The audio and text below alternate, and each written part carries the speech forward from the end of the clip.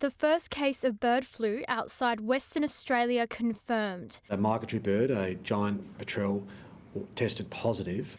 The South Australian Premier says it was recorded from a bird found at Knights Beach on the Fleurieu Peninsula after it came into the care of a wildlife foundation on June 14.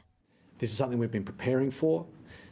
In fact, the active monitoring has seen over 760 tests conducted in South Australia since the start of this year.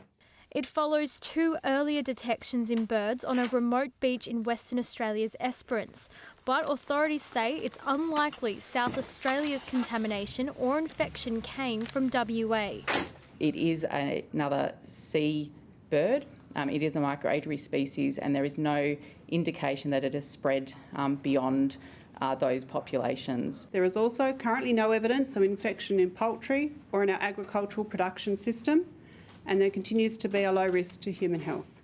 Despite this, Papua New Guinea, Australia's largest export market for poultry products, suspended poultry and egg imports earlier this week. Minister Collins today confirming that suspension was lifted.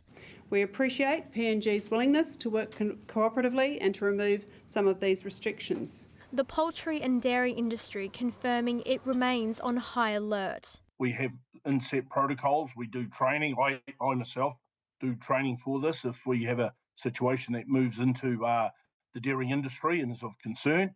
This animal hospital in Sydney has closed its doors to any wild or stray birds. Vets are urging pet owners to be on high alert, warning the H5 bird flu strain could impact domestic bird populations. I'd be worried if you've got birds outside.